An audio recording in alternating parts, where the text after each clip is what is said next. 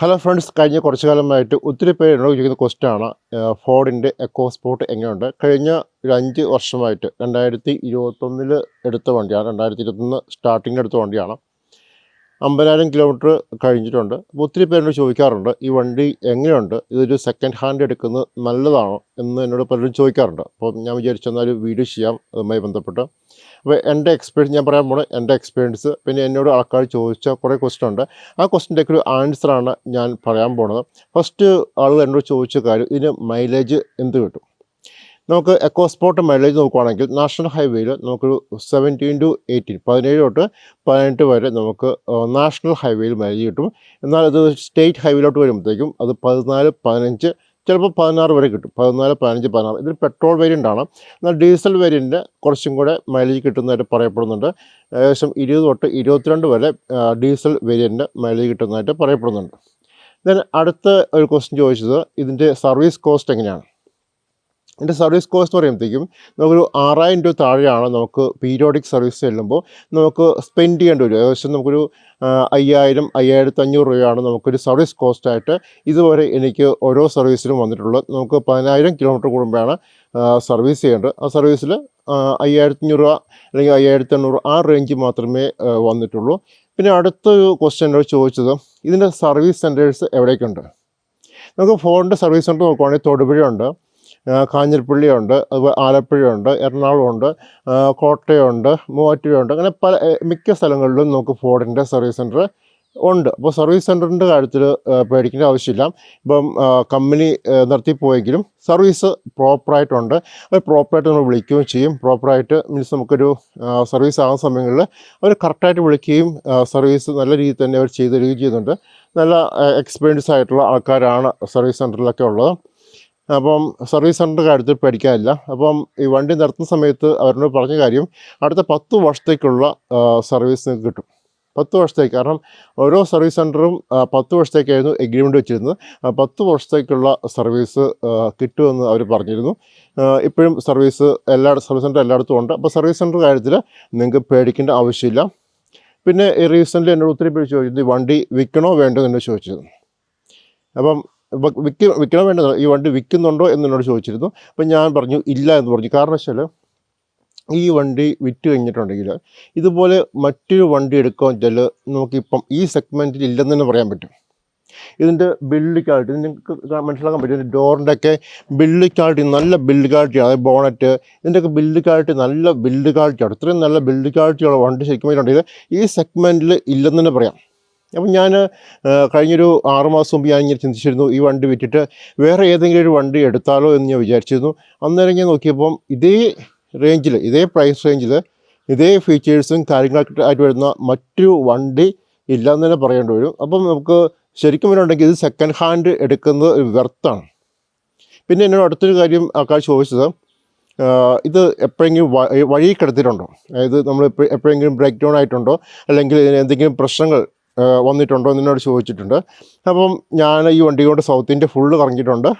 ഇവിടുന്ന് മൈസൂർ, ബാംഗ്ലൂർ, ഹൈദരാബാദ്, അങ്ങനെ പല സ്ഥലങ്ങളിലെല്ലാം ഞാൻ പോയിട്ടുണ്ട്. ഇതുവരെയായിട്ടും എനിക്ക് ഒരു കുഴപ്പവും വന്നിട്ടില്ല, ഒരു പ്രശ്നവും എനിക്ക് നേരിട്ടില്ല. ഒരു പ്രാവശ്യം ലാസ്റ്റ് പ്രാവശ്യം പോയപ്പോഴത്തേക്കും ഓവർ ഹീറ്റ് കാണിച്ചു. അതായത് സർവീസ് സെൻറ്ററിൽ കൊടുത്തതിന് ശേഷം അവൻ്റെ ആ ഒരു ക്യാപ്പ്, അതായത് കൂളൻ്റ് വരുന്ന ആ ക്യാപ്പ് പ്രോപ്പറായിട്ട് അടയ്ക്കാത്തതുകൊണ്ട്, കൂളൻ്റ് ലീക്കായി പോയതുകൊണ്ട് ഓവർ ഹീറ്റായി. അങ്ങനെ ഒരു പ്രശ്നം മാത്രമേ ഇതുവരെയായിട്ടും എനിക്ക് എക്സ്പീരിയൻസ് ചെയ്തിട്ടുള്ളൂ. അതിന് മുമ്പ് ഒരു പ്രാവശ്യം ഇതിൻ്റെ സ്റ്റാർട്ടർ കംപ്ലൈൻ്റ് ആയിരുന്നു. ആയി അത് സ്റ്റാർട്ടർ മാറിയിട്ടുണ്ടായി. പിന്നെ ബാറ്ററി 3 വർഷം കഴിഞ്ഞപ്പോഴത്തേക്കും ബാറ്ററി പോയായിരുന്നു. ബാറ്ററി റീപ്ലേസ് ചെയ്തായിരുന്നു. പിന്നെ എടുത്ത് പറയേണ്ട കാര്യം ഇതിൻ്റെ ഒരു സ്റ്റെബിലിറ്റിയാണ്. നമുക്ക് വണ്ടി ഓടിക്കുമ്പോൾ സ്റ്റെബിലിറ്റി നല്ല, ഈ വണ്ടി ഓടിക്കുമ്പോഴുള്ള സ്റ്റെബിലിറ്റി മറ്റൊരു വണ്ടിയിൽ ഞാൻ ഓടിച്ച് നോക്കി കിട്ടിയിട്ടില്ല. അടുത്ത് നമുക്ക് എടുത്തു പറയേണ്ടത് ഇതിൻ്റെ ഡ്രൈവിംഗ് കംഫോർട്ടാണ്. നല്ല ഡ്രൈവിംഗ് കംഫോർട്ടാണ്. നമുക്ക് ഹൈവേ കൂടെ ആണെങ്കിലും സാധാരണ റോഡിൽ കൂടെ പോകുമ്പോഴാണെങ്കിലും നല്ല ഡ്രൈവിംഗ് കംഫോർട്ടാണ്. ഇത്രയും ഡ്രൈവിംഗ് കംഫോർട്ടുള്ള മറ്റൊരു വണ്ടി ഞാൻ ഓടിച്ച് നോക്കിയിട്ട് എനിക്ക് കിട്ടിയിട്ടില്ല. ഞാൻ ഈ റീസെൻ്റ്ലി പല വാഹനങ്ങൾ ഓടിച്ച് നോക്കിയിട്ടുണ്ട്. ജീപ്പ് ഓടിച്ച് നോക്കിയിട്ടുണ്ട്. ജീപ്പ് കോമ്പസ് ഞാൻ ഈ റീസെൻ്റ്ലി ഓടിച്ച് നോക്കിയായിരുന്നു. പക്ഷേ ഇതിൽ ഓടിക്കുന്ന ഒരു കംഫോർട്ട് എനിക്ക് അത് കിട്ടിയിട്ടില്ല കേട്ടോ. അപ്പം ഡ്രൈവിംഗ് കംഫോർട്ട് നല്ലൊരു കംഫോർട്ടാണ്. അതുപോലെ തന്നെ ഇതിൻ്റെ ഒരു ബിൽഡ് ക്വാളിറ്റി, പെയിൻറ്റിങ് എല്ലാം നല്ല ക്വാളിറ്റി നമുക്ക് എടുത്ത് പറയേണ്ടി വരും. നമ്മൾ ഷോറൂമിൽ നിന്ന് ഇറങ്ങി അതേപോലെ തന്നെയാണ് വണ്ടി ഇപ്പോഴും ഇരിക്കുന്നത്. ഇതിപ്പം കോയമ്പത്തൂർ ഓടിയിട്ട് വന്ന വണ്ടിയാണ്. അതുകൊണ്ടാണ് കുറച്ച് ചെളിയും കാര്യങ്ങളൊക്കെ അതൊക്കെ ഒന്ന് കഴുകിയെടുത്തിട്ടുണ്ടെങ്കിൽ തീർച്ചയായിട്ടും വണ്ടി എങ്ങനെയാണോ വാങ്ങിച്ചപ്പോൾ ഉണ്ടായിരുന്നത് അതുപോലെ തന്നെ ഉള്ള അതുപോലെ തന്നെ ഇരിക്കും. ഒരു വ്യത്യാസവും ഇല്ല കേട്ടോ. പക്ഷേ ഞാൻ പലപ്പോഴും പല വാഹനം കാണുമ്പോഴത്തേക്കും അതൊരു 2 വർഷം അല്ലെങ്കിൽ 3 വർഷം കഴിയുമ്പോഴത്തേക്കും ഒത്തിരിയേറെയും പെയിൻറ്റിങ് പോയിട്ടുണ്ടാവും, അല്ലെങ്കിൽ ഈ പറയുന്ന ഹാർഡ് പ്ലാസ്റ്റിക്കിൻ്റെ കളറൊക്കെ മങ്ങിയിട്ടുണ്ടാവും. പക്ഷേ ഇതിന് അങ്ങനെ ഒന്നുമില്ല. നല്ല രീതിയിൽ ഇപ്പോഴും ഉണ്ട്, ഒരു കുഴപ്പവും ഇല്ലാതെ ഉണ്ട്. അപ്പം ശരിക്കും പറഞ്ഞിട്ടുണ്ടെങ്കിൽ എന്തുകൊണ്ടും നിങ്ങളൊരു സെക്കൻഡ് ഹാൻഡ് ഈ വണ്ടി എടുക്കുന്ന, അതായത് എക്കോ സ്പോർട്ട് എടുക്കുന്നവർക്ക് നല്ലൊരു ഓപ്ഷനാണ്, നിങ്ങൾക്ക് എടുക്കാം.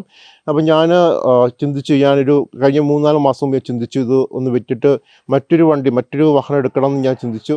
പക്ഷേ ആ ഒരു സമയത്ത് നോക്കിയപ്പോൾ ഇതുപോലെ ഉള്ളൊരു മറ്റൊരു വാഹനം നമുക്ക് ശരിക്കും ഇല്ലെന്ന് തന്നെ പറയേണ്ടി വരും. ഞാൻ പലതും ഓടിച്ചു നോക്കി, ജീപ്പ് ഓടിച്ചു നോക്കി. അതുപോലെ തന്നെ ഈ റേഞ്ചിൽ, അതായത് ഈ പ്രൈസ് റേഞ്ചിലും ഈ സെഗ്മെൻറ്റിലും വരുന്ന മറ്റൊരു വാഹനം നമുക്ക് ഇപ്പോൾ ഇന്ത്യയിൽ കിട്ടാനില്ല.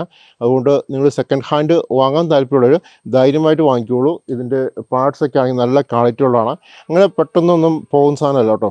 അതായത് ഇതിൻ്റെ ഏത് പാർട്സ് എടുത്താലും, ഷോക്ക് എടുത്താലും ഏതെടുത്താലും അങ്ങനെ പെട്ടെന്നൊന്നും ഇതിൻ്റെ സാധനം പോകത്തില്ല. അപ്പോൾ നമുക്ക് വിശ്വസിച്ച് വാങ്ങാൻ പറ്റുന്ന വണ്ടിയാണ് ഫോർഡിൻ്റെ എക്കോ സ്പോർട്ട് കേട്ടോ.